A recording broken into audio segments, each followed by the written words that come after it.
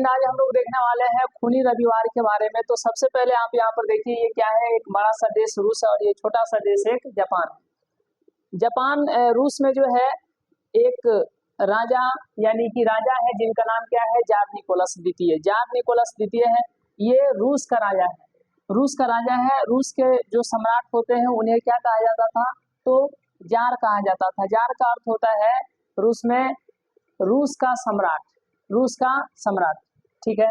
लेकिन हम लोग के यहाँ जार का मतलब होता है कोई बोयाम, कोई बोयाम जो जार में कोई शीशा का जो होता है। लेकिन रूस में जार का मतलब होता था रूस का सम्राट।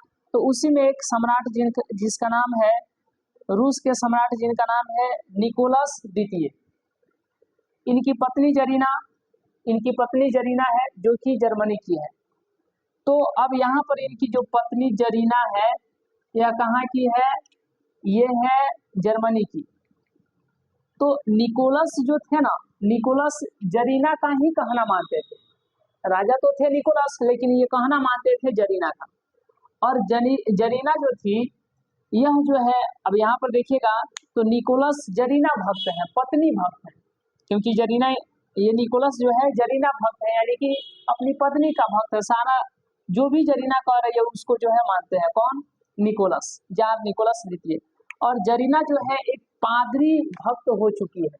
पादरी, चूंकि अब जानते हैं पूजा पाठ कराने वाले, अब उसका दीवाना हो गई है। कौन? जरीना हो गई है पादरी का। इस पादरी का नाम था, यह एक भ्रष्ट पादरी था। क्या था? यह एक भ्रष्ट पादरी था।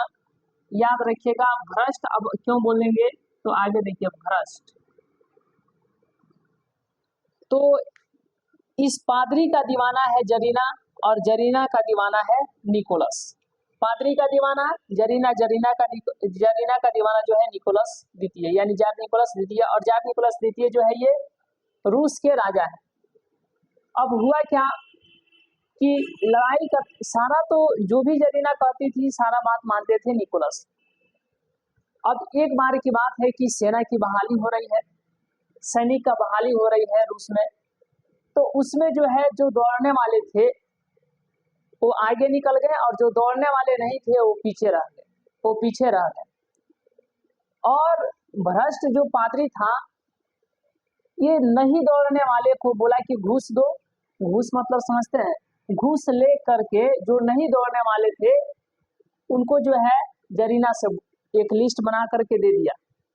क्योंकि वो बोले कि आप लोग घूस दो, जो नहीं दौड़ने वाले थे, जो दौड़ने वाले नहीं थे या दौड़ में पीछे रह गए, उनसे घूस लेकर के भ्रष्ट पादरी जो है एक लिस्ट बनाया और उस लिस्ट को किसको दे दिया? जरीना को। क्योंकि इसका बात कौन मानती थी? जरीना मानती थी। और जरीना के दीवाने थे कौन? Jar Nicholas. जरीना का बात निकोलस यानी कि राजा मान लिया और उस पर जो है साइन कर दिया। और इस तरीके से जो है नहीं दौड़ने वाले लोगों की सिलेक्शन हो गया सेना में। और जो दौड़ने वाले थे, क्योंकि वो घूस नहीं दिए, घूस पैसा नहीं दिए, तो पीछे चले आए। तो अब एक बात बताइए, जो रूस का जो सेना बनेगी कितना ताकतवर बनेगी, आप लोग ये अंदाजा लगा सकते हैं। क्योंकि नहीं दौड़ने वाला कोई अंदर किया गया है, सेना में बहाली किया गया है। क्या? घूस लेकर के। अब पादरी का जो है जरीना क्या है? दीवाना थी। और जरीना का दीवाना निकोलस राजा था। निकोलस जो राजा था यह जो है साइन कर दिया और इस तरीके से जो है सेना की बहाली कंप्लीट है। और इस तरीके से जब आप देखिएगा तो आप सोच सकते हैं कि रूस का जो है सैनिक कितना ताकतवर होगी, इस बात का अंदाजा आप लगा सकते हैं। अब हुआ यही कि 1904 का टाइम है। यह जापान देखा कि रूस का जो सेना है कितना ताकतवर है, इसको भांप लिया। अब ये जापान भांप लिया रूस के सैनिक। और इसने क्या किया, इधर जो भी 2-3 टापू थे उस टापू को जो है बोला जापान की यह टापू मेरा ही है। हालांकि वो था रूस का था और बोला जापान की मेरा टापू है और जबरदस्ती करने लगा। तो अब यहाँ पर, क्योंकि जापान तो जान रहा था कि रूस की सेना कितनी मजबूत है, अब जापान क्या किया, जापान और रूस, अब रूस बोला कि हमारा है, जापान बोला कि नहीं हमारा है। अब इन दोनों के बीच में मतभेद हुआ और मतभेद होने का कारण जो है 1904 में जो है लड़ाई स्टार्ट हो गया। अब सभी देश देख रहे हैं कि भाई जापान इतना छोटा देश है और इतना बड़ा देश से कैसे लड़ेगा। सब तो यही सोच रहे हैं, सब इसको समझा रहे हैं कि अरे चला चला छोटा है, चला गया उससे लड़ने के लिए, देखो तुम अपनी औकात कितना छोटा है और इतने बड़े देश से लड़ने चला गया। जापान बोला कि फरिया लेंगे। अब जापान बोला फरिया लेंगे, सच में लड़ाई हो रही है। 1904 में लड़ाई स्टार्ट हुई और यह लड़ाई 1905 तक चली, लगभग 1 साल तक। और इसमें हुआ क्या है कि रूस हार गया, जापान जीत गया। इतना छोटा सा देश जो है जीत गया और रूस हार गया, क्योंकि अब तो जापान तो देख चुका था कि इसका सेना कितना ताकतवर है, जो नहीं दौड़ने वाले हैं उसको घुस लेकर के अंदर किया गया है। तो बताइए रूस का सेना कितना ताकतवर होगी, इसका अंदाजा तो आप लगा सकते हैं। अब देखिए यहाँ पर 1905 में जो है 1905 में जापान जीत गया है, रूस हार गया है। तो आप सोच सकते हैं कि जापान जो है इस टापू को तो अपने में मिलाया, साथ ही साथ इससे बोला कि हमारा जितना नुकसान हुआ है वो सारा भरपाया आपको करना पड़ेगा। अब यहाँ पर रूस में पैसा का बहुत ज्यादा दिक्कत होने लगा, तो राजा ने क्या किया, जो जार निकोलस द्वितीय था इसने क्या किया, सामान को जो है महंगा कर दिया, सामान को महंगा कर दिया।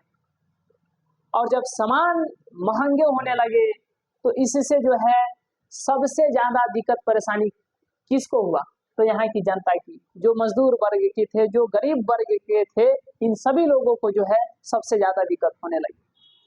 और एक बात आप यहाँ पर देखिएगा, इसी रूस में आप नाम सुने होंगे लेनिन, इनका पूरा नाम क्या था, व्लादिमीर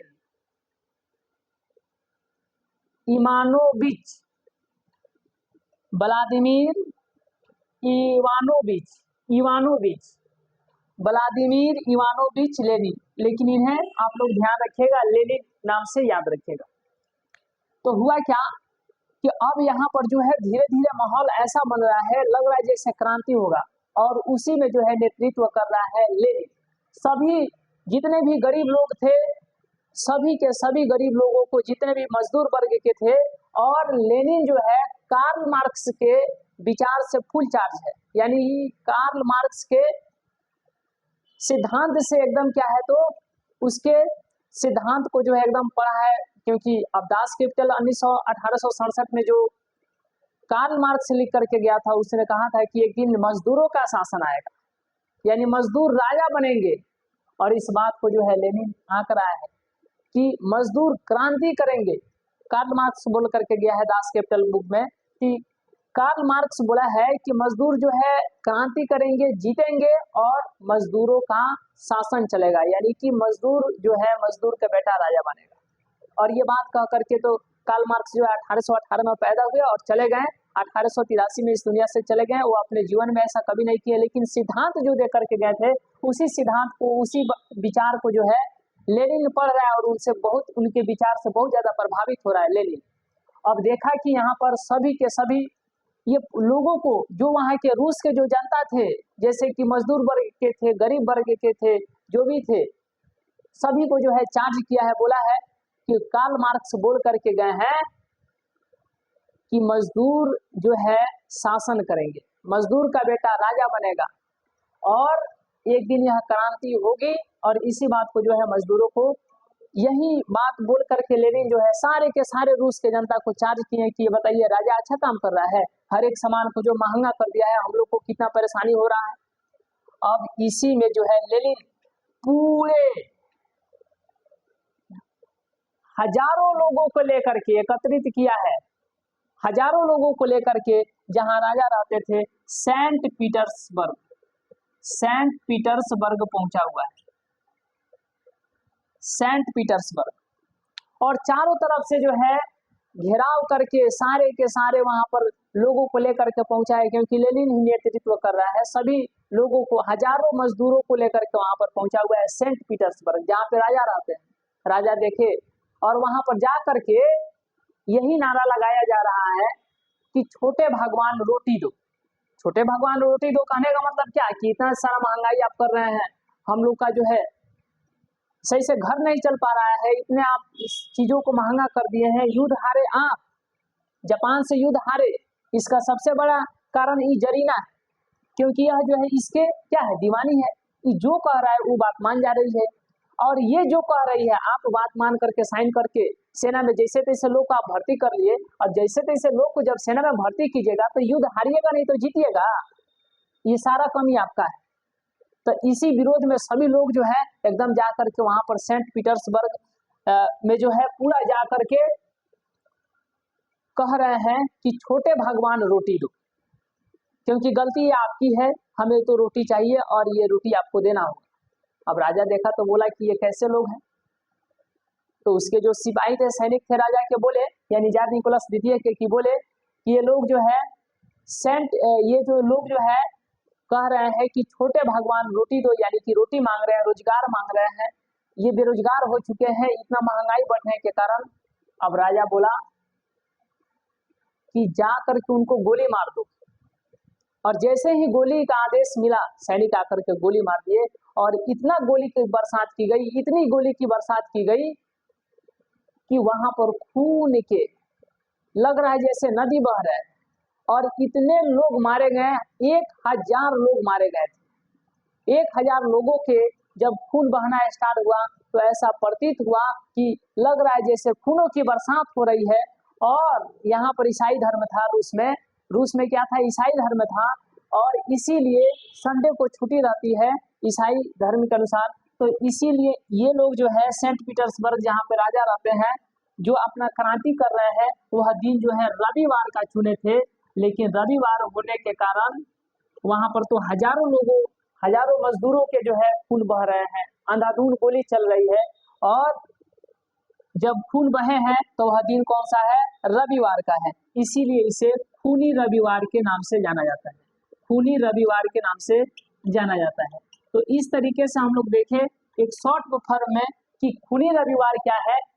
तो खूनी रविवार जो कि रूस के मजदूर वर्ग के हजारों लोग कहाँ पहुंचे हुए हैं, राजा के पास, क्योंकि राजा युद्ध में हारा हुआ है, तो युद्ध की भरपाई करने के लिए अपने देश में तमाम वस्तुओं को जो है महंगा कर रहा है, जिससे जो है जो नीचे गरीब मजदूर वर्ग के लोग हैं, इनको खाने पीने में दिक्कत हो रहा है, परेशानी हो रहा है, ये इनके पास रोजगार नहीं है, बेरोजगार हो गए हैं, और इसी लिए वे लोग जो है सेंट पीटर्सबर्ग जहाँ पर राजा रहता है जार निकोलस द्वितीय, उनसे जा करके कहते हैं कि छोटे भगवान हमें रोटी दो, हमें रोजगार दो।